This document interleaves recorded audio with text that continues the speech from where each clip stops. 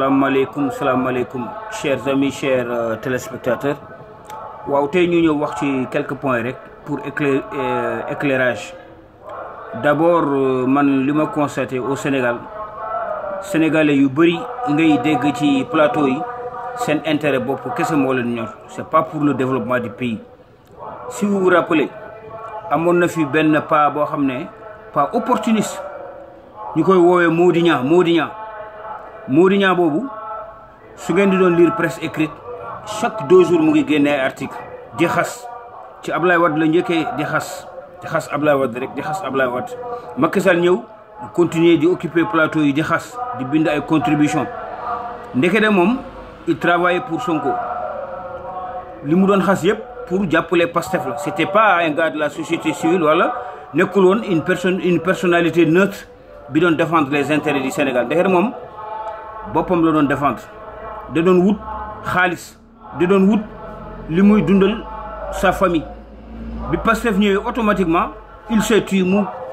il a disparu complètement. dégg naa temps yi muy xas Moustapha Diakhaté tout le monde connaît sa position. C'est quelqu'un boo xam ne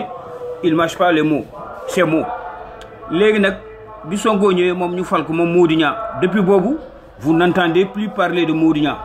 bàyyi na contribution yi bàyyi na xas yi et il a complètement disparu. Là, ça prouve que le Sénégal, il y a trop de personnes malhonnêtes.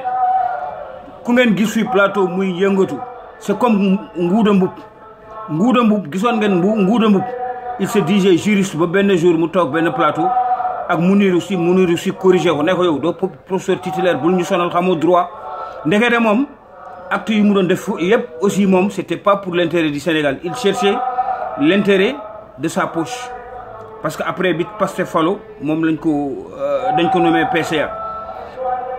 Seydi Gassama nga xam ne moom chaque 2 jours il était à Walfadjri wala il était à TFM di kaas dina non on a piétiné les droits de l'homme nangam Seydi Gassama kenn déggutu même bu ñu arrêté opposant wala ñu def des conneries fii doo dégg mu wax. C'est-à-dire que tous ces gens-là étaient embarqués derrière Ousmane Sonko. Même Alioune Tine, c'est même su fekkee sax fan yi mu ngi kaas man je pense que moom aussi il n'avait pas joué son rôle. C'est vous dire simplement, Sénégalais, il faut jamais croire à la société civile. La société xam nga société civile bi lan la ñoom dañuy yëngal tuuti rek pour su élection jege américains yi ak yenn organisation yoo xam ne ñoom ils combattent l'Afrique ñu yónnee leen xaalis pour ñu semer désordre sur seen pays. Mais c'est pas des gens yoo xam ne ils défendent pour la liberté. bu leen mus a gëm fii société civile bu leen ko mus a gëm amul. C'est des gens yoo xam ne ils ne sont guidés que par leurs intérêts personnels amuñu leneen. léegi nag suñu paree ci loolu ci société civile parce que pour man la société civile sénégalaise elle est corrompue, elle est politique amuñu benn kaddu. droit de l'homme yi ñuy wax yëpp temps yi jàpp nañ fi Bah Diakhaté ils n'ont pas réagi déggoo benn société civile wax. jàpp nañu fi Imam Ndao kenn waxul jàpp nañu fi Amath Suzanne Camara kenn waxul. gis nañu sax Ousmane Sonko nee na moom il va faire sa déclaration de politique générale devant une assemblée populaire du nangu dem assemblée. Tu ne vois aucune élite politique boo xam ne day bind ci journaux yi di kaas loolu. te pourtant temps Macky Sall on a vu une coalition duñu naan de 500 intellectuels xaw ma 100 intellectuels di bind di yàq turu Macky Sall. te pourtant léegi gis nañu les mêmes bêtises qui se répètent ñu ngi fii ci dëkk bi gars yi waa Pastef gis nañu lu waa Pastef di def mais ñoom ñëpp mooy universitaires yi mooy société civile amul kenn kuy réagir. léegi nag suñu jógee ci point boobu ñu dem ci deuxième point ki mu paraît fondamental. Bassirou Diomaye Faye dafa yónnee projet de loi pour ñu tas au conseil ak CSE. Moi je pense que lu ñu naan la charrue avant les bœufs parce que yow bu fekkee wóolu nga sa bopp loolu jarul yaa xam ci pour tas ACT ak CSE parce que xam nga lan la yow bu fekkee am nga légitimité nee nga am nga 64% wóolu nga sa militant wóolu nga sa bopp c'est ce qui est plus simple nga tas assemblée. gis nga boo tasee assemblée nga dem élection bu fekkee gagné nga législative loolu jarutul sax ngay woo assemblée parce que déjà tu auras su fekkee am nga majorité c'est plus facile. mais comme léegi amoo majorité li nga waroon def mooy nga xaar ba tas assemblée bi ba pare dem élection législative boo amee majorité nag boo amee majorité léegi tu es libre parce que boo amee majorité mun nga tas jarul sax ngay sonn mais soo xoolee seen décision bi c'est parce que y a des soubassements en bas soubassement yi mooy lan xam nañu léegi opposition bi ñoo nekk au conseil ñoo nekk CSE léegi nag ñooñu il faut nga tas leen jéem a xool ni ngay transhumer yenn gars yi pour ñu renforcer la pour nga mun a am majorité parce que xam nañu léegi ñooy instant bii nii bu ñu demee élection législative ils vont perdre la majorité suñu perdre majorité ça veut dire que les 5 ans le Pastef est fini parce que majorité bu fekkee opposition moo yor majorité ça veut dire que pendant les 5 ans dañuy dégager Ousmane Sonko il y aura plus de gouvernement Pastef ay gars yi ñu recruter mooy ces généraux là généraux yu mu nommé parce que généraux yooyu daf leen nommé rek pour ñu fayu c'est pas pour rien c'est pour ñu fayu le général Tine ak beneen général boobu ñooñu yëpp c'est parce que dañu amoon frustration ci nguuru Macky Sall léegi waa Pastef récupérer leen mais nag bu fekkee yéen def ngeen élection législative ngeen jox opposition majorité c'est-à-dire que ñoom seen gouvernement bi ñoom ñëpp ils seront chassés nag dutuñ nekk ministre à part Bassirou Diomaye Faye qui va gouverner pendant les 5 ans ça veut dire que projet comme projet amul comme ça ñu indi ñoo xam ne ñu indi yeneen opposants yoo xam ne yaa Thierno Alassane Sall yaa Thierno Bocoum am na ñeneen yaa Bougane Gueye yaa ak ñeneen yu opposants yi nekk fii ñooñu il faut ñu jox leen ñu dem assemblée pour contrecarrer ce régime là bu ñu demee assemblée ñu teg beneen gouvernement nga xam ne gouvernement bi ñooy yor seen gouvernement ba pare yor assemblée boobaa ñoom dinañ mën a continuer le programme parce que ñii amuñu projet. waaw léegi nag balaa ñuy terminer toujours intervention bi c'est d'abord pour wax aux députés ñi war a voter loi bi que bépp député bu voter loi bi ma xam ne yow da nga nekk député mais amoo fulla amoo fayda parce que Pastef respecté wu la te yow peuple moo la fa yóbbu c'est le peuple qui t'a élu comme député pour défendre les intérêts du peuple yow nag bu ñu la woowee nga dem ba pare voter loi bi ça veut dire que tu te respectes pas parce que yéen woo ngeen Ousmane Sonko c'est la première fois dans l'histoire du Sénégal un premier ministre ñu fal ko mu ne du ñëw assemblée pour def déclaration de politique générale c'est honteux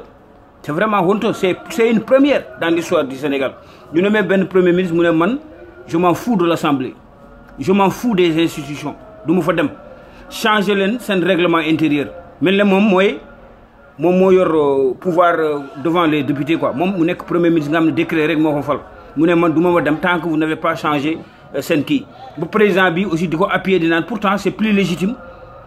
moom Sonko mu dem ci assemblée populaire c'est-à-dire que yéen ce gouvernement là ne vous respecte pas ne respecte pas les institutions yow nag nga nekk député nga farak bennoo nga bañ a farak bennoo nga nekk PDS soo voté ça veut dire que tu as trahi le peuple gëmoo sa bopp amoo fulla amoo fayda parce que Sonko ci boppam s'il était sérieux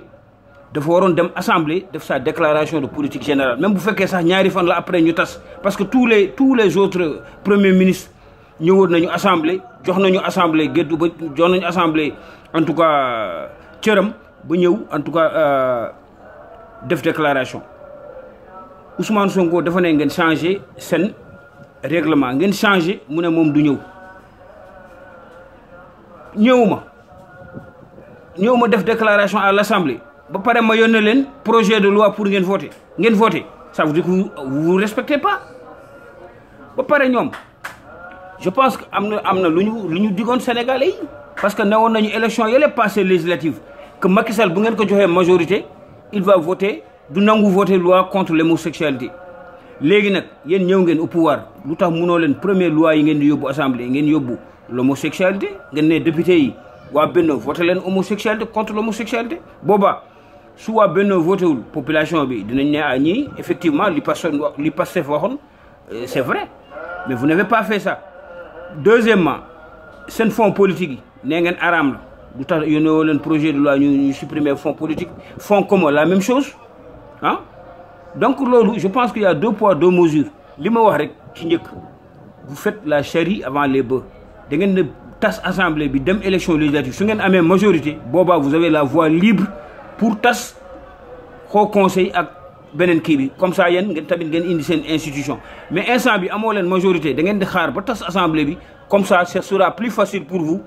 que parce que da ngeen ragal ne su ngeen demee élection législative du ngeen am majorité moo tax ngeen di yàqamti pour tas ces 2 assemblées là recaser 15 milliards yi ngeen di doon jox gars yooyu ngeen recaser seen militants yi di leen defal ay bons mensuels ñooñu mun leen rejoindre su ngeen amee majorité mun a defaat encore beneen chambre pour recaser seen militants loolu la. maintenant nag député bu voté xamal ne député bi boo voté ñun on le saura, la population le saura dañu xam ne yow traître nga tu as trahi le peuple. parce que ñoom bu fekkee dañu bëgg a rationaliser dañuy bàyyi ba élection législative passée ñu ne léegi comme am nañu majorité dañuy tas boobaa dañu xam ne c'est logique mais instant bii nii yow amagoo majorité nga naan da ngay yóbbu di forcer député opposition pour ñu voter la. donc moi je suis pas d'accord même Thierno Alassane Sall je le dis moi j'ai beaucoup d'estime pour lui mais warul nangu di voter loi bi dafa war a bàyyi ba ñoom bu ñu amee majorité comme ça mu voter mais instant bi warul nangu voter parce que c'est contradictoire parce que ñii ils l'ont pas fait pour rationaliser mais dañ ko def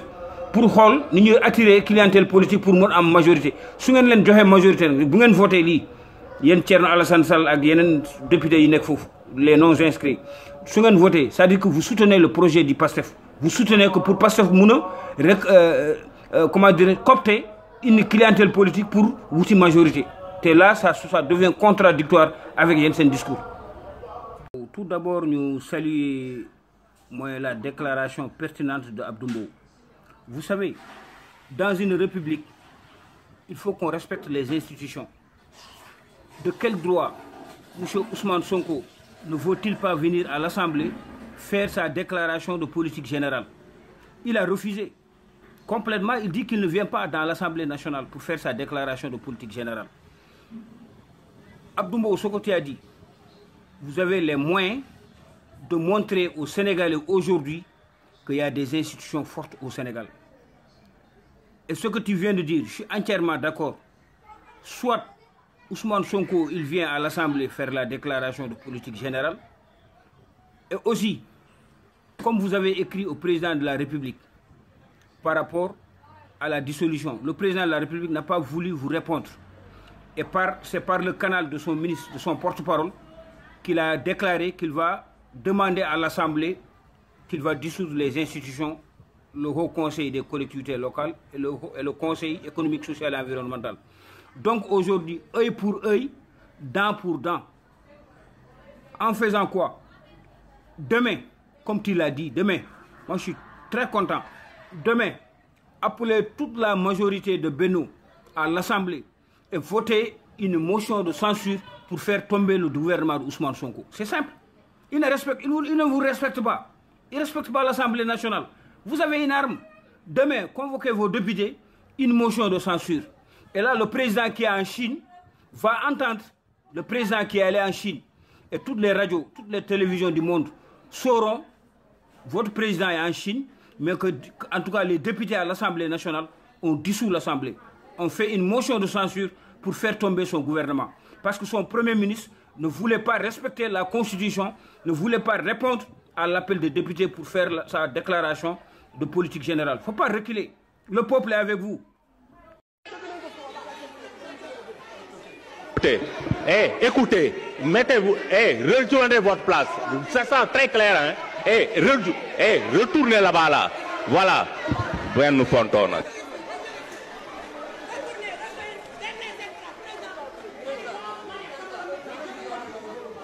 Je suspends la séance. Je suspends la séance.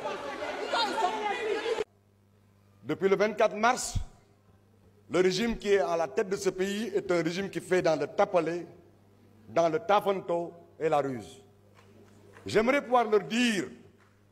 que la ruse, certes, amuse à un moment donné, mais la ruse, ça s'use et la ruse use. Mané. Tapalé day mën na laa mayum réew mbaa mu jox la cër ci réew waaye tapalé réew. Quand on vous donne un pouvoir, un pays, le minimum qu'on attend de vous, c'est que vous le construisiez et non le déconstruire. Le régime tapalé, tafanto et ruse est un régime qui fait dans le refus de célébration de l'engagement souscrit, de l'allégance républicaine et de la courtoisie républicaine. En tant que député socialiste, en tant que député membre de la coalition Benno Bokk Yakaar, tout ce que mes collègues qui m'ont précédé à cette tribune on dit, je l'assume. Mais je veux y ajouter une chose. Si vous étiez venu faire avec nous la DPG, suivi d'un débat d'orientation budgétaire, si vous étiez venu nous proposer une LFR, vous auriez pu montrer que vous êtes dans de bonnes dispositions. Et je vous dis qu'au-delà de ma personne, peut-être que tout Benno Bokk Yakaar adoptera la LFR, débattra royalement avec vous de la DOP, écoutera et échangera dans le cadre de la DPG. Et même, nous adopterons votre budget. Nous l'avons prouvé avec Abdoulaye Wade en 2000. Vous nous demandez de vous autoriser à supprimer... Vous nous demandez de vous autoriser à supprimer, à dissoudre le HCCT et le Conseil économique social et environnemental. C'est de l'incohérence. Notre pays siège au niveau des Nations Unies. Aux Nations Unies, il y a le Conseil économique social et environnemental. Dans tous les pays du monde, y compris dans le royaume, il y en a. Et puisque c'est de la cohérence que naissent les grandes choses, laissez-moi vous dire que vous ne pouvez pas compter sur moi. Et vous ne pouvez pas compter normalement sur tous les wadistes. Vous ne pouvez pas compter normalement sur tout ce qui se réclame socialiste. Pour ce qui est du HCCT, ça a été recommandé par l'Union africaine en 1998. Le Sénégal l'a adopté sous le principe en 2014, consacré par référendum en 2016. Mes chers amis, ne vous compliquez pas la tâche. Loin des bravades, parce que je vous ai dit l'autre jour qu'il ne faut pas faire dans les bravades. Je vous demande, je nous exhorte à savoir que vous n'êtes pas éternel. Quand on gouverne un pays, on doit essayer de savoir que partout dans le monde, il y a des institutions qui durent des siècles, qui sont plus anciennes, qui ont plus de longévité que les personnes ou les régimes. Abdoulaye Wade, tas na fi Sénat, tas na fi Conseil économique, créé CREAES, Macky Sall, mon leader que j'ai soutenu, mais tas na fi Sénat. Alors,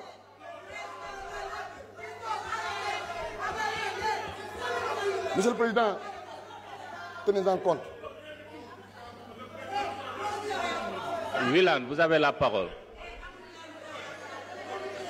Abdoulaye Wilane, continuez.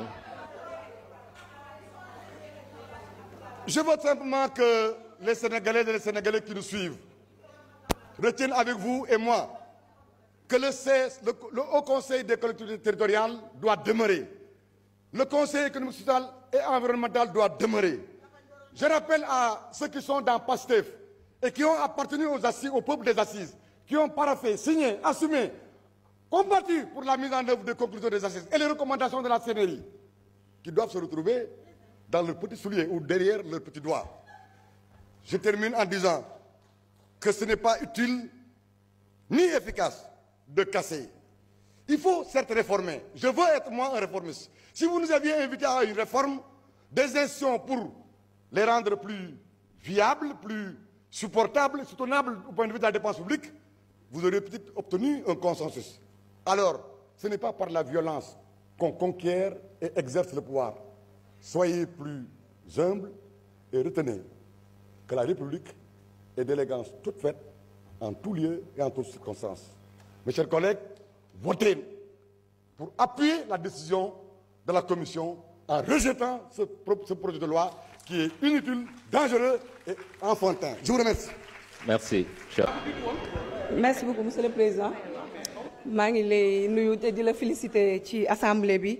xam aw ma woon occasion vraiment féliciter la ci liggéey bu rafet bi. Monsieur le ministre maa ngi leen di nuyu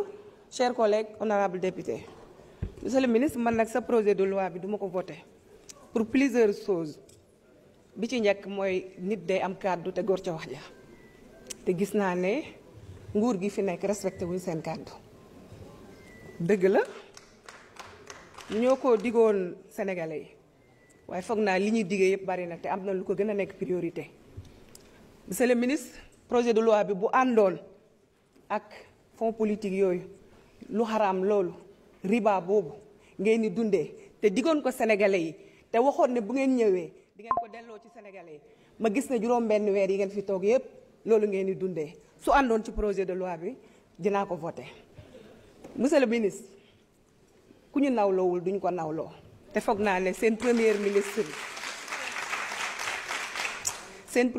muy Ousmane Sonko tax na sénégalais yi kenn bëggatul assemblée nationale fu nekk taxaw na fa yàq fa deru assemblée nationale. ma jàpp ne assemblée nationale bu bon boobu bu baaxul boobu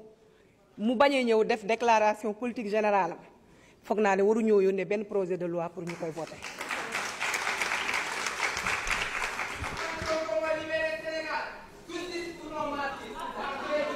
Je demande d'évacuer le public, tout le public, tout le monde. Sortez tout le public.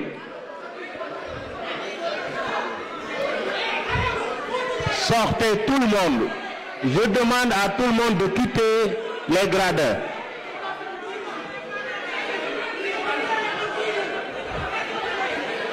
Asseyez-vous. J'ai la police de la salle. Asseyez-vous. Regardez le règlement intérieur. Le règlement intérieur me donne ce droit. Asseyez-vous. Voilà.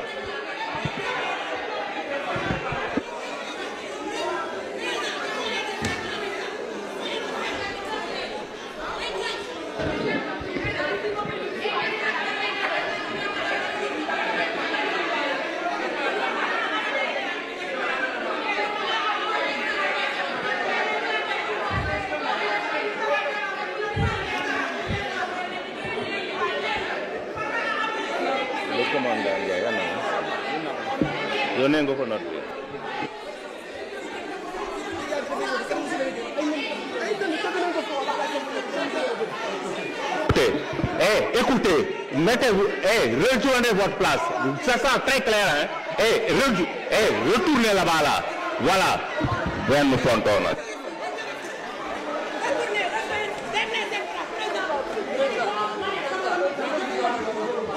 Je suspends la séance. Je suspends la séance.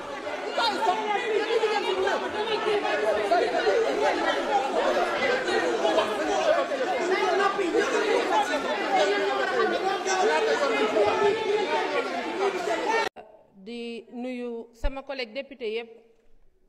di wax ne président jubal jubbanti ci yow la njëkkee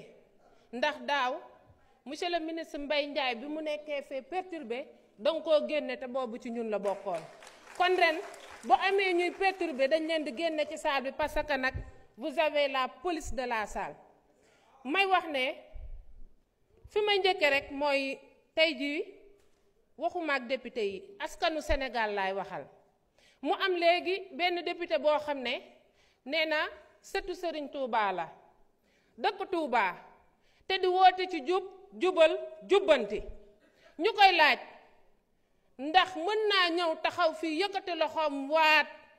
ci Serigne Touba mi mu yaakaar ne amul mbuurkaat lépp ci jubal jubbanti ñuy may wax sëtu Serigne Touba boobu ne moo gën doomu aadama yi yàlla sàkk barki Dembo Njaay ci suufu Serigne Touba bi nga xam ne fa la fekk baax fa lañ ko yuuxoowee digg bëccëg te muy député du peuple kon ñu ngi koy ñaan ci jubbanti boobu mu ñëw wax askan wi dégg ko mu taxaw waat ne moom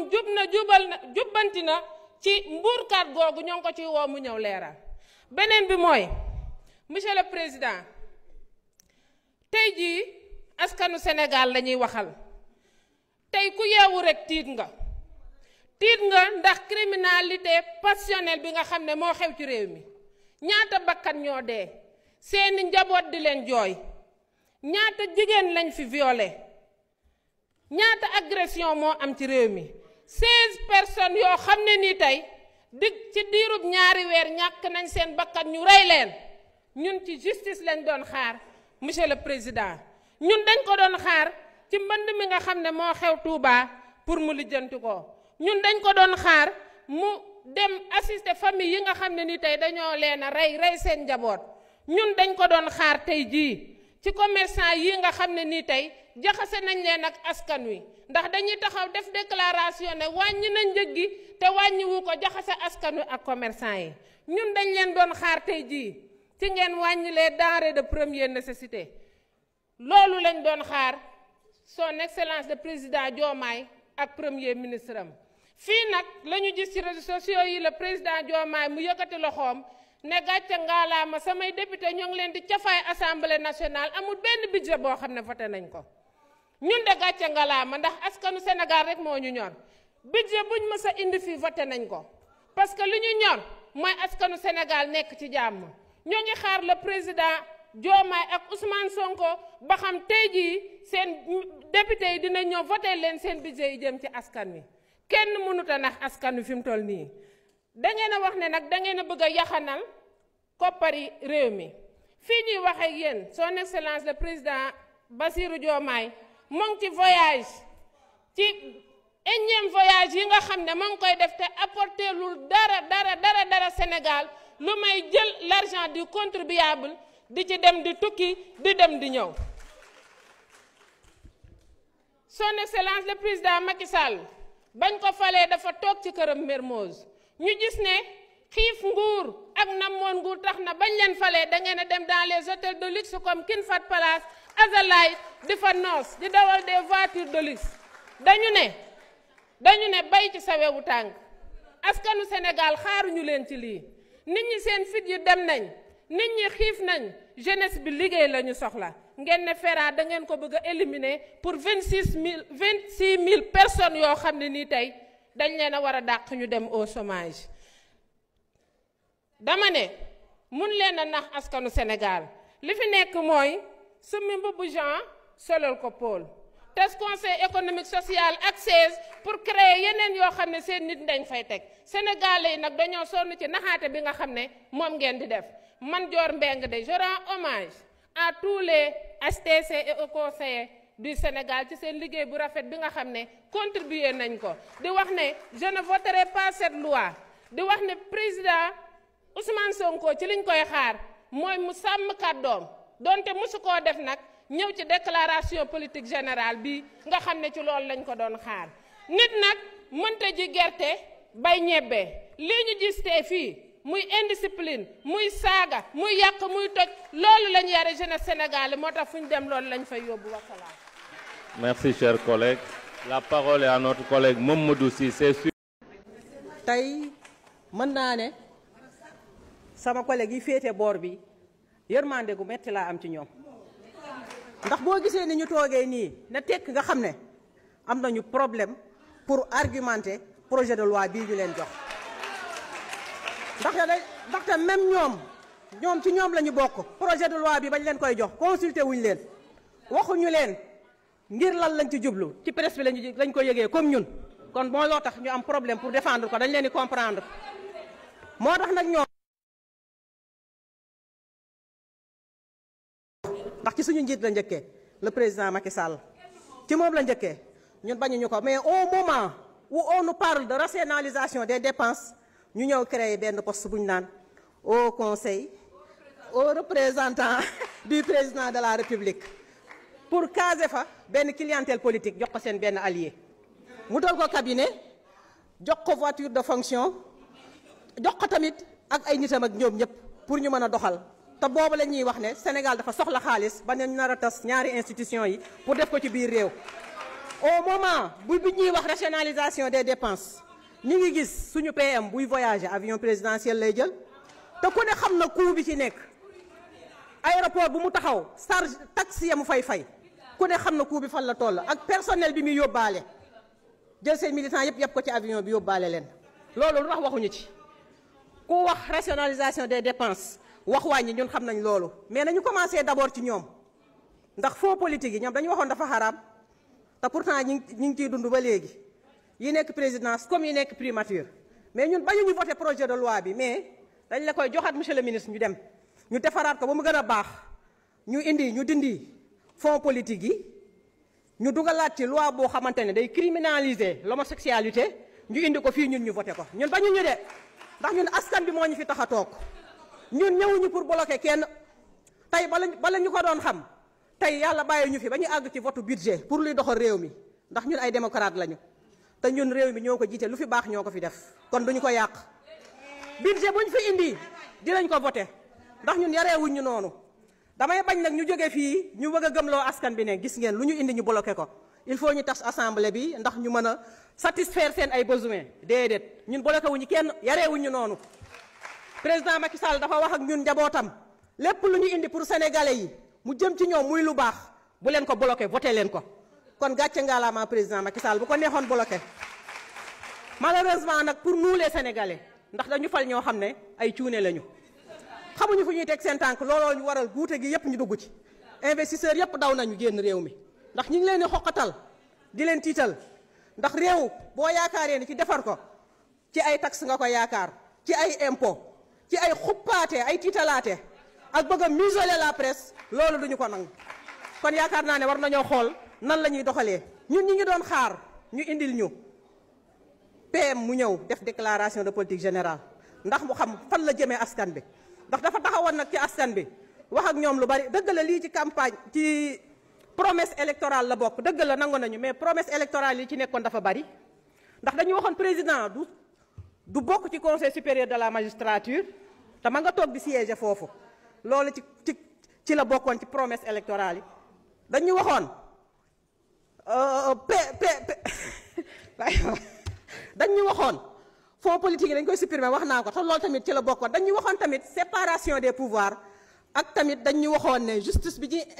instrumentalisé dañ koy bàyyi mais ñun toog nañ en public ñu dégg PM ne ministre de la justice da ko envoyé message ne ko kii de dégg naa ci sa njaboot la bokk lan laa ciy def mu ne ko defal sa liggéey ñun foofu lañ leen doon xaar ñu réformer justice ba ku ci nekk mën a dem ak sa indépendance bañ a xaar ñu lay jox ordre pour nga doxal ñun sénégalais ñun foofu lañ leen doon xaar mooy comme li ma la waxoon rek monsieur le ministre ñëw assemblée indi projet de loi ñu rejeté ko mësta am te ci yow mii la nar a xëyee waxoon naa la ko commission naa la ko waxaat leen rek ma ci metti li ngay doomu Thiès maa ngi sant ñëpp gërëm.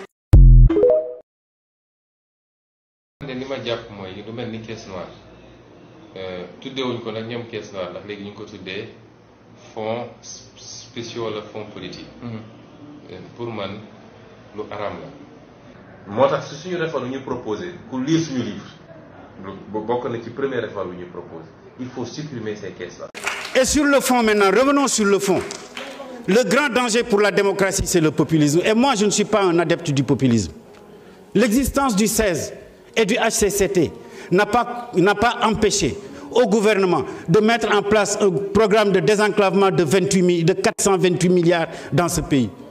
L'existence du 16 et du HCCT n'a pas empêché le gouvernement du président Macky Sall de mettre en place un programme de construction des infrastructures judiciaires avec 250 milliards sur 5 ans. L'existence du 16 n'a pas empêché le gouvernement du président Macky Sall de construire des hôpitaux à Kaffrine, à Sédhiou, à Kédougou. Et demain, le président Diomaye Faye va inaugurer les hôpitaux de Tivaouane, de Saint-Louis. Tout ça parce que c'est l'œuvre du président Macky Sall avec le budget de l'État. L'existence du Haut Conseil et du 16 n'a pas empêché la construction des universités de Sine Saloum. L'existence du 16 et du Conseil du Sine Saloum, de Amadou Mokhtar Mbow, ici à Diamniadio, université d'excellence. L'existence du 16 n'a pas empêché la mise en place et la mise en œuvre d'un programme d'électrification universel, l'accès universel à l'électricité. L'existence du 16 et du Haut Conseil n'a pas empêché le gouvernement du Sénégal de faire des investissements substantiels pour la construction des infrastructures socio-éducatives. Combien d'écoles, combien de lycées ont été construits alors que le 16 et le Haut Conseil existaient? Non, je le dis et je le répète, je suis contre moi le populisme. Et je ne serai jamais de ceux qui pensent qu'il faut supprimer les crédits spéciaux. Ces crédits spéciaux sont une utilité dans le fonctionnement d'un État. Demandez, lorsqu'on a eu les problèmes en Casamance, à quoi ont servi ces crédits spéciaux? Demandez aux pays qui nous environnent et qui nous ont accompagnés dans la lutte contre la rébellion, à quoi étaient utilisés ces crédits spéciaux? Non. Quand on gère un pays, il faut éviter ces actes populistes. Autant quand on est en conquête, on peut tout promettre. Mais la réalité finira toujours par nous rattraper. Et aujourd'hui, c'est cette réalité qui nous rattrape. J'ai été, moi, secrétaire général du Conseil de la République pour les affaires économiques et sociales. Combien de médiations avons-nous faites? Y compris lorsque l'Union des magistrats du Sénégal avait menacé de boycotter la rentrée solennelle des cours et tribunaux. Combien d'avis? Sommes-nous les seuls Sénégalais? La démocratie, elle n'est plus simplement représentative, elle est aussi participative. Or, le 16, comme le HCCT, permet l'expression et l'évaluation et l'analyse des politiques publiques par des assemblées consultatives alors moi ce texte, je ne peux pas le voter parce que je suis un député digne d'être... Dès demain, je dis bien, dès demain, à la première heure, avec mon groupe, je vais déposer une motion de censure pour faire tomber le gouvernement. Et je dis, j'ai discuté avec des collègues, parce que ce gouvernement dirigé par un incompétent ne peut plus continuer à être ici dans ce pays. Donc je dis bien, mes chers collègues, yéen ñi nga xam ne da ngeen a waroon a tukki toog leen ndax bu subaa su ma xëyee article 14 de la constitution moo ko wax dina déposer motion de censure pour ñu ubbi 3e session extraordinaire pour que le gouvernement puisse tomber. Je vous remercie. asalaamaaleykum ñu ngi ziar ñu ngi nuyu Sénégalais yëpp bëggoon wax tuuti rek suñu xalaat ci actualité bi fi am démb daanaka barki démb daanaka biir semaine bi mooy ci affaire le pouvoir bi ak assemblée nationale bi nga xamante ne président dafa bindoon pour ñu dissoudre ko institution yooyu nga xamante ni moom la wax ñu nag waxoon nañ ci ba yoon suñu kàddu wax ju bien wax joo xam te dëgg yàlla suñu sañoon noonu lay demee waa assemblée nationale gisoo ñu ko ñoom dañu gis ne acte politique la te boo ko xoolee aussi dafay jural acte politique lan mooy acte politique ma ko yow da nga ñëw fii ñu fal la ci pouvoir nga soxla na en assemblée nationale sa premier ministre nga waroon koy yebal mu dem def politique générale nangu ko def ba ngay xëy suba ñu leen def conférence ba di ñaan njëkk naan dinaa ko ñaan pour mu dem defi ko te doo ko war a ñaan da ko war a yebal mu dem defi ko parce que loolu mooy cër mais comme xam nañ li leen fal déjà xam nga li la fal donc li la fal bëgg mu folli la mooy Sonko bi nga xam ne da nga ko toog seet mu lëjale te mënoo ko faa génne dem politique générale moo jiitu lépp bi mu demee moom il a critiqué nee na carrément ne moom mënu ko def parce que dafa am benn loi boo xam ne wax dëgg yàlla nekku fa te loi boobu foo ñu delloo ko fa dëgg yàlla ah assemblée nationale ñu woo leen waxtaan ak ñoom ñu dem assemblée voté waat loi boobu indi waat loi bi ci biir loi yi ba pare jox ko ci table président ne ko nag président mbir maa ngi nii approuvé ko mu ñëw comme ça ñu mën a dem waa ji mën dem politique générale président bàyyi ko ci table la mu nelaw ba pare di yebal nag ay nit pour ñu tas dara loo xam te ñu amul ci majorité mais boo bëggee tas ay institution fu nga am majorité yaa ko soxla yaa ko bëgg a tas ñële dañ ko créé parce que gisoon nañu dafa baax ci Sénégal baax ci institution yi mel noonu képp ku ko tas di ko fi delloowaat parce que lu tax nit ñi xam nañ si son histoire donc bi nga ñëwee vraiment xam ni yow amoo majorité mënoo koo tas dem nag ci majorité jàmm ne leen tasal ma li nga xam ne ngeen yaakaar ne baax na ci dund bi baax na ci dëkk yi ñu teg ko ngeen ñëw ne vraiment carrément nañ la ko tasal lu ñu la ko tasal te am dafa am lu jiitu looloo xam ne foofu nga waroon sukkandiku jéem ko sa premier ministre dem fa ñefeeg député yi ba nga xam te ne li mu war def na ko ba yegg si fi ko tey boo taxawee ne tas jot na am na loo xamante ne dañ ko mën a def mais actuellement ne comme da nga teg acte politique gars yi wuyu la ci acte politique moo indi lii am ni assemblée nationale voté ñu loi bi jàllul donc mënoo ko tas te yaa ngi bëgg a dissoudre assemblée nationale jëm ci ay jafe-jafe yoo xam ne mënoon na ñàkk li ñuy wax ci diwo jumaay Sonko lii rek la mën a jur mënut a jur leneen léegi nag le problème ànd ak léegi dissoudre ñu ko léegi yow assemblée nañ koy dissoudre d'ici 13 jours 15 jours ah alhamdulilah ni ñaa ngi xaar mais da bëgg a wax sa mbokk sénégalais rek ni leen lii président teg acte politique la mooy maanaam mettre comme mal avec la population mooy ah gis ngeen de lii baaxul lii baax na lii baaxul donc daf ko woon génne mais ñoom bañ nañ parce que ñoom ñoo am majorité ëllëg bu ngeen leen joxee majorité lépp loo xam ne dama ko bëggoon jàllale di ma ko mën a jàllale parce que ñoom ñoo am majorité te loolu wax ju daanu la Sonko battre na fi campagne wër na Sénégal bi Sénégal daj taxaw fi woote fi ne état kenn du ko jox majorité boo ko joxee majorité lépp benn loi bu mu bëgg a jàllale da koy jàllale te Sonko li koy xaar fii actuellement dafa bëri te am na loi yu bëri xam ne mu ko yor di ko jàllale xam ne tey député yi su ko fa yëbee du jàll député yi ma gis nii am na yenn yoo xam ne boo ko fi yëboo loo xam ne du njëriñ Sénégal duñ ko jàllale te nag coow bi yëpp moom moo ko indi parce que moo créé contre attaqué gars yi gëmu leen gëmul député yi saaga leen xas leen ne moom du fa ñëw ci sagaru député yi def ko ci mbedd bi sama ko gërëm la ko biir assemblée loolu c'est des attaques personnelles te nag loolu boo ko waxee pouvoir wala nga wax ki nga xam sa opposant te mu am lu mu gàddu du la ko may te problème Diomaye yëpp c'est Sonko tous ces problèmes yi Diomaye di am nii Sonko moo ko teg mooy li mu koy bañal ak seen problème seen diggante bi nga xam ne ñëpp xam nañu li fa xew léegi nag maa ngi ñaan bépp sénégalais yu xam ne mbir mii du mbirum dara mbirum politique dong la président da koo teg politique bu fexe leen nag ba ñu bañ leen dugalaat ci loo xamante ne neexul li ngeen dund 4 mois 5 mois yàlla bu leen ko yàlla tegaat lii di entreprise privée lii di jakarta lii di tablier lii di ambulant lii di commerçant yi grossistes yi entreprise yi fi nekk non dama ne lii ngeen lekk teg 5 mois bi yàlla bu leen ko tegaat bu ngeen nangoon ñu tegaat leen ko aussi dañ leen ko tegaat mooy ko bu ngeen joxee assemblée nationale Ousmane Sonko bi wala ngeen jox ko Diomaye Faye di ngeen dund lu gën a pire li ngeen di dund te yéenewuñu ko sénégalais yéenewu ko suñu rakk yéenewu ko suñu jarbaat yéenewu ko suñu mbokk ndaxte xam ne actuellement dëkk bi sonn na nit ñi sonn nañu nit ñi xoox nañu dëkk bi dëgër ngeen xamul fi mu jëm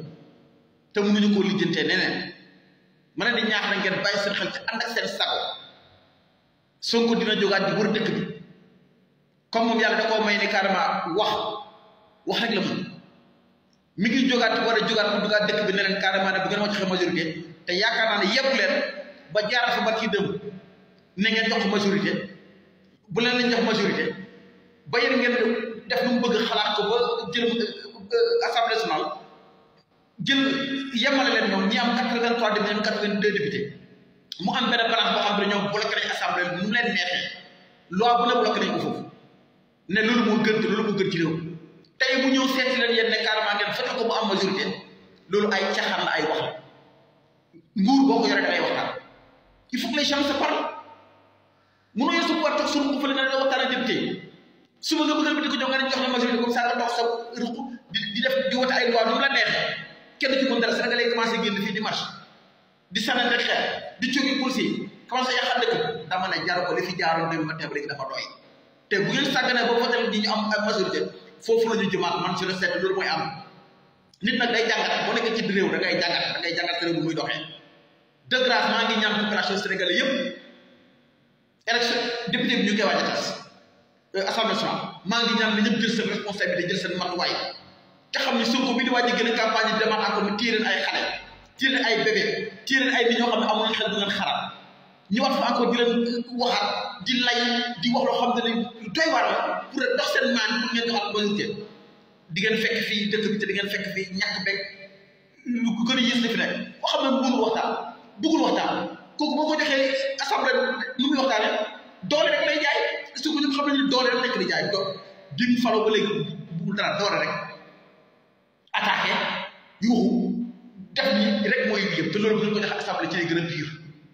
de grâce nag maa ngi ñaan ku nekk na jël ay responsabilité ñëpp ay sénégalais lañ yéenal ñu kenn ay yéenal ñu kenn dara ñu solo képp ku yow am sa dépense it sa faire say doom ñu jàng mel ni daa des situation yu baax léegi nag ku ko teg sa bopp ku ne yaa ko teg sa bopp ñoo xam ne yaa ko teg sa bopp te nga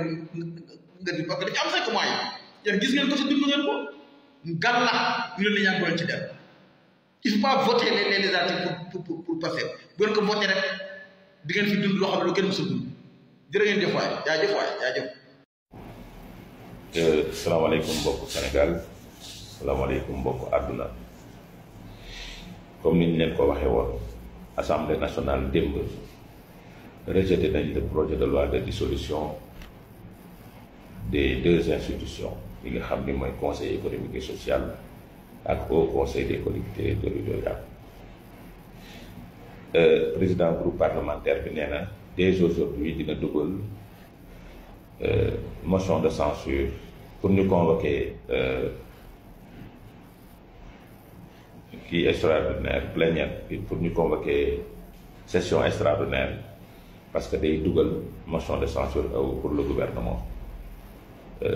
du premier ministre Ousmane Sonko et ñun ñëpp xam nañ ni conseil constitutionnel jox na prérogative jox na wax na ni président de la République mun na dissoudre assemblée nationale le 12 septembre parce que ci lay am 2 ans xam nañ nag limite ca ne mais le président du groupe parlementaire Amadou Ba comment il s'appelle Abdou Mbow su nekkee dugal na projet de loi bi tey au niveau de l'Assemblée nationale pour ñu convoquer session extraordinaire pour la motion de censure il ne lui restera que 9 jours pour que l'Assemblée nationale puisse convoquer le bureau de l'Assemblée nationale parce que xam naa ne ay procédure d'urgence la koy dugal parce que su amee 14 députés mën na ko dugal en procédure d'urgence pour ñu mën a convoquer le premier ministre à l'Assemblée nationale et ñu def motion de censure donc procédure d'urgence boobu mën na denc lu mu mën na gaaw comme mën na jël temps bu gàtt pour ñu mën a convoquer l'hémicycle l'Assemblée nationale pour ñu mën a statuer sur cette question là donc motion de censure boobu mën na dugg avant la dissolution de l'Assemblée nationale de 12 septembre donc pour wax leen rek ne leen aujourd'hui paaka bi nga xam ni assemblée na Bassirou Diomaye Diakhar Faye joxoon na ko député Benno Bokk Yaakaar yooyu pour ñu rendi ko pour ñu rendi waa Benno Bokk Yaakaar yi nekk conseil économique social ak au conseil des collectivités territoriales c'est-à-dire affaiblir le Benno Bokk Yaakaar en tant que groupe parlementaire ak institution cadre politique paaka boobu dafa dal ci kaw Benno Bassirou Diomaye parce que waxoon naa la jël na premier revers am en commission technique tey démb jël na deuxième revers am donc loolu mooy victoire politique bi nga xam ne Benno Bokk Yaakaar am na ko ci Benno ci coalition Yewwi Askan Wi ak coalition Diomaye président avec à sa tête le président de la République Bassirou Diomaye Diakhar Faye et donc loolu mooy li am maintenant nag li nga xam ni moom la ñu war a xaar mooy le combat politique va démarrer le combat politique va démarrer parce que vous n'êtes pas sans savoir que la coalition Benno Bokk Yaakaar disparaître na parce que le président de la République Macky Sall jël na décision de faire dissoudre la coalition Benno Bokk Yaakaar mais la coalition Benno Bokk Yaakaar va continuer d'exister le groupe parlementaire Benno Bokk Yaakaar va continuer d'exister au niveau de l'hémicycle va continuer avec le conseil des collectivités territoriales et va continuer avec le conseil économique et social mais sur le plan politique comme cadrage électoral boobu day disparaître donc parce que ay mënatu ñu ngi am waa parti socialiste ñu ngi jéem a regroupé wu les libéraux sont en train de s'organiser donc c'est normal que la coalition Benno Bokk Yaakaar mën a disparaître dans l'échiquier politique sénégalais day des ci institution yi nag ba keroog ñu koy dissoudre ba keroog ñu leen di dissoudre parce que nous allons tout droit vers une élection législative anticipée loolu foofu le Sénégal jëm vers une élection législative anticipée maintenant kañ lay doon kañ le président di dissoudre Assemblée nationale kenn xamul kañ le président di organiser élection législative yi kenn xamul parce que aussi su dissoudre ba pare il faut qu'il aille vers une large concertation pour mun a jël date dans les 90 jours parce que dafa am ay limites yoo xamante ni moom na teg donc pour un premier cas lii la ñu bëggoon waxtaan ak askanu Sénégal pour que d'ici suba dinañ ñëw ci beneen vidéo sur la dissolution de la coalition Benno Bokk Yaakaar par le président de la République Macky Sall wax leen les enjeux politiques yi nga xam ne moom moo ciy am di leen di dig daje jox dig daje suba incha allah.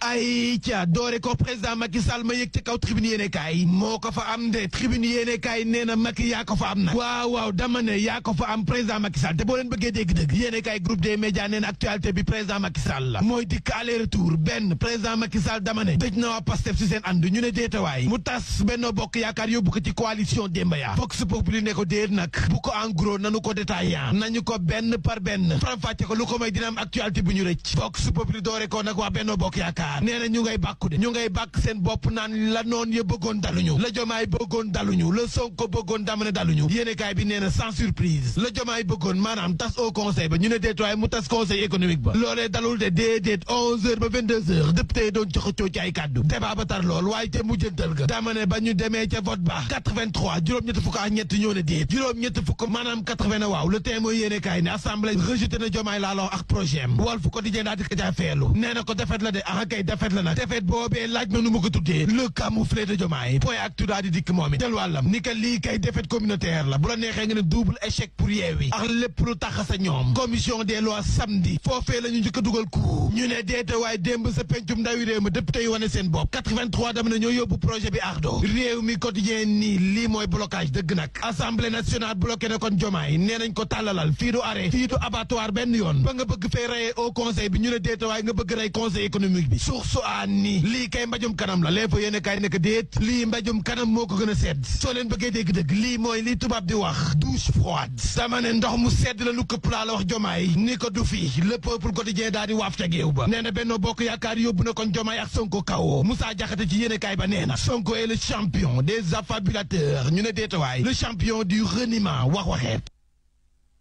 respecté wul benn yoon suñu pencum ndawi réew ma Abdoulaye Wilane moom it yóbbante na ay kàddu de le tandem Diomaye Sonko maa nga ca le peuple quotidien nee na leen yoon bi ngeen jël du fii ñun si yoonu tabax defar la lu leen di xaar waaye yoonu tasaare bi ngeen jël nii du fi le peuple quotidien mooy wax ba tey nee na boo leen bëggee dégg dëgg de nguurug tappale la ñu nekk nguurug taafantoo enquête yéene kay ne lii yëpp na xalaatu waa Benno Bokk Yaakaar la ñoo bloqué Diomaye de delloo projet ba les économies waa Benno kay pareeguñu déedéet pareeguñu nee nañu Diomaye yow tey ñu jàngal la politique apprenti nga yemal ci laaj paas game bii nga dugg ëpp na la lébal yéene kaay bi samp na laaj nee na Benno lu mu nar laaj baa ngoog Benno lu mu nar les économies da ngay laaj nee na xanaa baatare gouvernement bu Sonko ba mu yëg ca kaw daa di tasaare lépp laa lay tegal nii direct news ne en clair boo leen bëggee dégg dëgg Abdou Mbow mi tey lay déposé motion de censure ngir nag sàkku ñu tas gouvernement bu Sonko l'observateur nii Benno nag neexul ba neex waaye yaa ngi yëngal game politique bi l'observateur mooy wax de nee na Benno mi ngi jayax ci kaw Yewwi ak Diomaye ñu ne deete waaye mu wutalu Sonko ngir tas gouvernement wam laas yéene kaay ne waa Benno bi boo ñu xam ka de ñoo ngi livré seen dernier combat ndax moom it président Macky Sall da koy tas la mort de Benno actée par Macky les échos dikkaat nee na Macky enterré na Benno ñu ne deetuwaay mu teggi coalition boobee fas yéene taxawal beneenub cadre boo xam ne nii daañ gën a mën a jàkkaarloo li fi ne vox populi ne kon Macky day tas Benno de woote step muy cadre boo xam ne nii la mu ca bëgg moo di corriger seen ak lajjite ci élection yu wees ñu ne deetuwaay mu fas yéene jàkkaarloo li fi ne tribune yéene kaay nee na mooy coowal ONAS ka njaw mu ngaa wéy di sa desoo xam bin Cheikh Dieng ma tuumaal kon Cheikh Tidiane Dièye mamaanu tribune yéene kaay ne l'affaire ONAS atterrit devant le FMI et la Banque mondiale les échos yéene kaay ne foofa sori na coow li dama ne ministre de la justice dugal na ci ab loxoom nee na mbir yi leer sàkku nañu ubbi ci ab l'enquête lanu war a ubbi ab l'enquête kay moo di coowal Simanga tey miim réew coowal ONAS pënd ba wureegul coowal Azer ñu ne pënd ba wureegul tey ji ñu yëkkati poussière u Simang ba tey yi coow nanu ko benn rek lu ko mooy dina am kaay yu buruxlu te boobaa duñu arrangé dafay am yu ñuy rëcc nanu ko benn par benn booy ak ne kon coowal Simang bi de Ciment du Sahel nee na dafay porter plainte laa la wax dafay porter plainte Ziad Mohamed Fall moom it nee na bu nu ko taxal nañu ko ca kaccat je ne suis ni destinataire d'une quelconque cargaison de ciment nañu ma ca raxas ba mu set man it damay daas fanaanal yóbbu sama plainte ñu ubbi ci ab l'enquête libération ni tey ma wax leen nag fu l'enquête ba tollu la jëm ci faatuk Mama Aïcha Ndong mais sabar ñi ndax xam ngeen ne kon xale bu jigéen ba mu àndaloon ba ñu koy yónni defeere nañu ko ca parquet tey jii nag dinañu xam ndax moo def wala deful dama ne luusa nga sax ndax Mama Aïcha mii kat ba nu ko yónnee te diggante dem bax oññeeku ba ñu ne Mama Aïcha réer na diggante boutique ba oññeeku ba ñu ne gis nañu ab néewam ca canal ba diggante boutique ba oññeeku ba lañu gis ci vidéo caméra de surveillance ya dama ne xel tey na nag lu mu ci banti doon bàyyi ba Famara Ndong nee na Mama Aïcha Ndong mii de li ma leer ba leer moo di dañu ko forcé dugal ko ca canal ba la ko faat nag xaw ma waaye foofee ñu ko fekk dañu ko fa forcé kon mu ngoog di kay jàngeen jëf ba léegi mun naa wax tooguma Sénégal tooguma Dakar j'ai fait jusqu'au Cap Skirring jógee Cap dem ba daanaka Touba ak Mbacké Bari la remarque que j'ai fait mooy suñu pays bi doxul dara.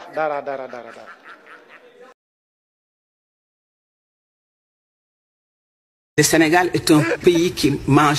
où nous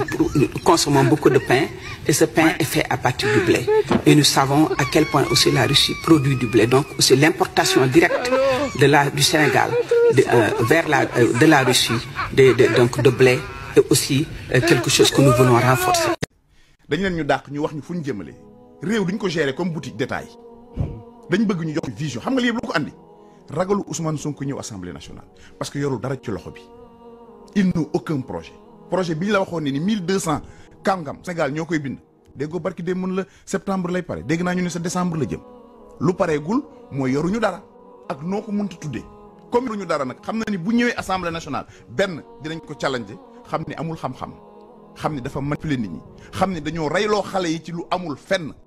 parce que ña muy fekk assemblée nationale xam na assemblée gars yi ñoo xamul mais xam na ni assemblée nationale fële gars yi ay jàmbaara fa nekk te xam nañ état xam nañ yoon comme loolu amul nag fi mu njëkkee fan la njëkkee génnewu fi coow wax mbiru voile ça n'a pas marché muy contre-feu ñi ci xam communication. xam ne xale yi dee nag moom seen loxo ak loxo Macky Sall ndax seen cuune politique surtout Macky moomu. waaw yow doom xam naa loolu tey mu doomu am parce que dafa am objectif bu ma andi loolu laa bëgg a xamal Sénégal yi. dama ni non bu la neexee nga rebondir si li ma andi tey. loolu bu amee bu ko neexee na ma jël ñu def spécial sur ça mais li ma andi tey mooy dama ne ni contre-feu la dafa génn moom premier ministre parce que xam nga lu tax li xew ONAS xam nga li xew puis Morgan bii nga xam ni dañ fa leb xaalis dem mu lebal leen ñu jël ko entente direct heureusement la bi yaay non mission depuis moo doon niru eurobond la mais su fekkee ni dese naa leer ci gis-gisu ñenn ñi ñoom Birahim Seck ak Forum Civil ñoom nee nañ daal affaire eurobond yi 450 milliards yooyu am na yu ci leeral yoo xam ne war nañ koo leeral. man mi bind naa ci question écrite ci ministre des finances mu ci patt pataaralam. am na ñun dañ ko leb ci dollar war ko wecc ci euro am yu ci euro.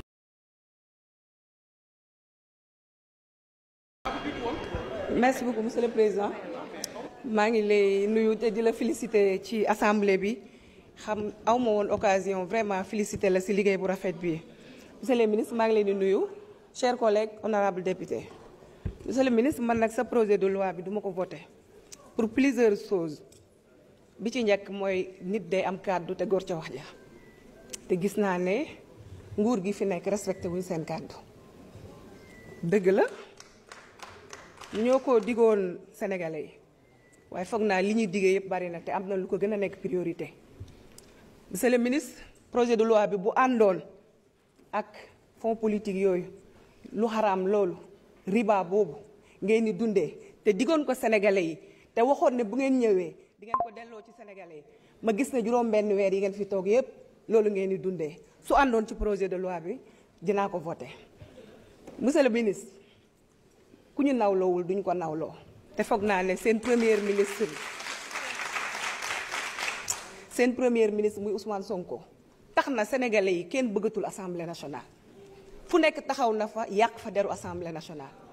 ma jàpp ne assemblée nationale bu bon boobu bu baaxul boobu mu bañee ñëw def déclaration politique générale foog naa ne waru ñëw yónnee benn projet de loi pour ñu koy voter.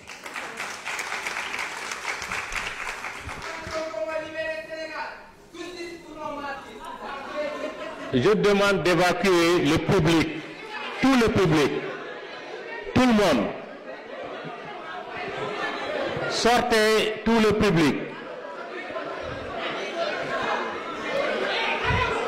Sortez tout le monde. Je demande à tout le monde de quitter les gradins.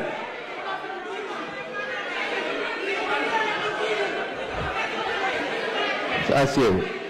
J'ai la police de la salle. Asseyez-vous. Regardez le règlement intérieur. Le règlement intérieur me donne ce droit. Asseyez-vous. Voilà.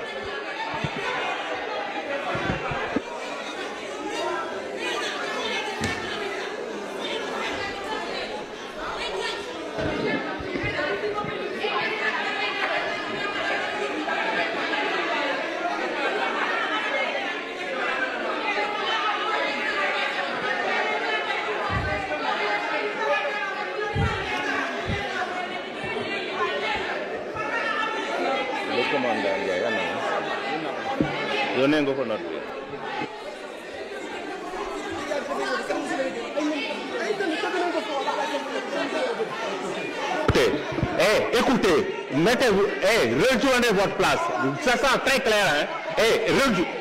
Retournez là-bas, là. Voilà. Viens nous fantôme.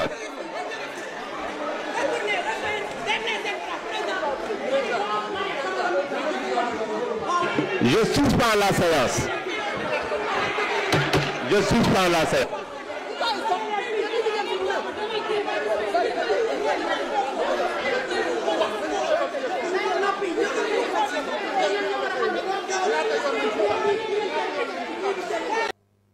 Depuis le 24 mars,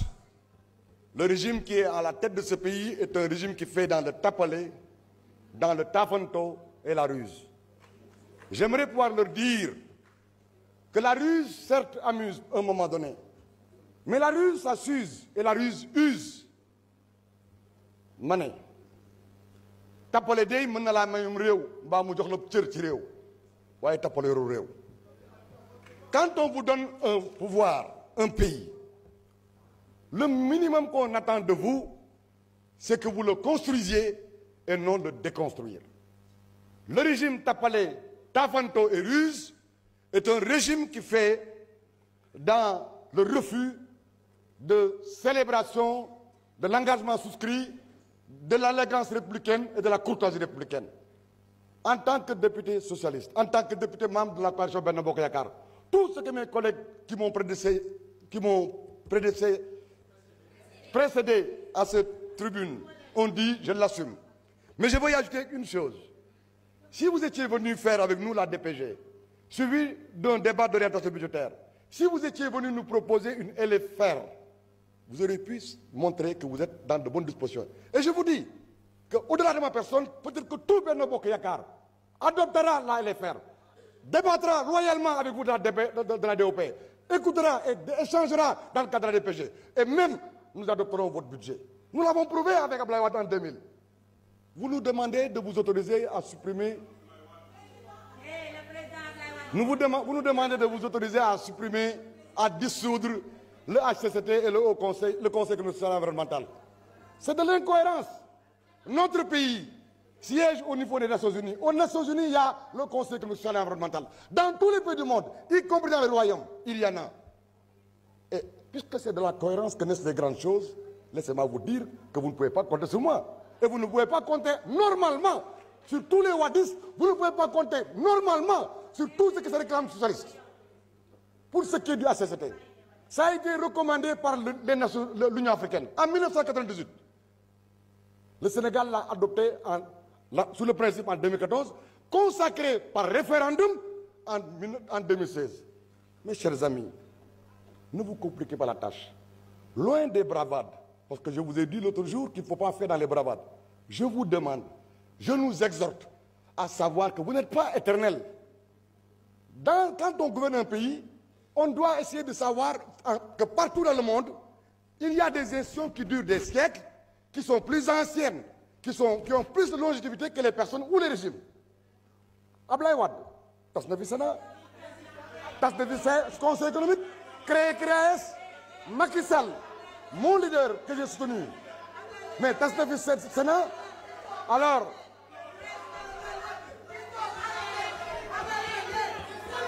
Monsieur le Président, tenez en compte. Wilane, vous avez la parole. Abdoulaye Wilane, continuez. Je veux simplement que les Sénégalais et les Sénégalais qui nous suivent retiennent avec vous et moi que le Haut Conseil des collectivités territoriales doit demeurer. Le Conseil économique, social et environnemental doit demeurer. Je rappelle à ceux qui sont dans PASTEF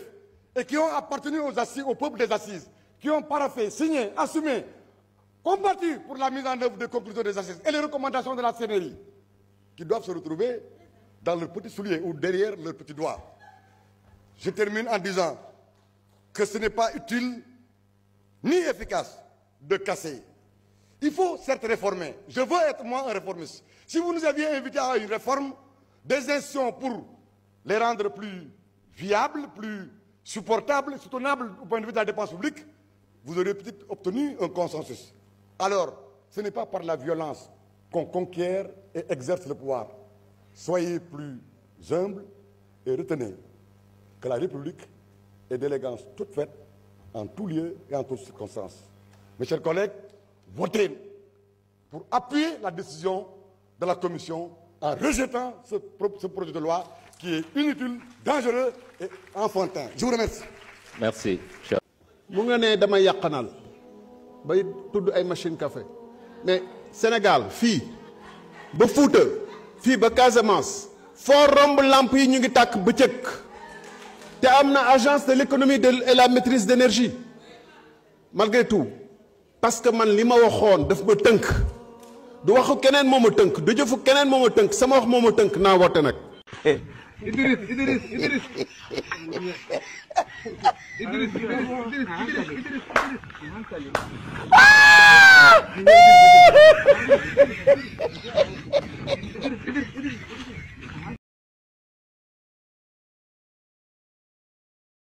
lu xaraam loolu riba boobu ngeen di dundee te diggoon ko sénégalais yi te waxoon ne bu ngeen ñëwee di ngeen ko delloo ci sénégalais yi ma gis ne juróom-benn weer yi ngeen fi toog yépp loolu ngeen di dundee su àndoon ci projet de loi bi dinaa ko voter. Monsieur le ministre ku ñu nawloowul duñ ko nawloo te foog naa ne seen premier ministre muy Ousmane Sonko tax na sénégalais yi kenn bëggatul assemblée nationale fu nekk taxaw na fa yàq fa deru assemblée nationale. ma jàpp ne assemblée nationale bu bon boobu bu baaxul boobu mu bañee ñëw def déclaration politique générale am foog naa ne waru ñëw yónnee benn projet de loi pour ñu koy voter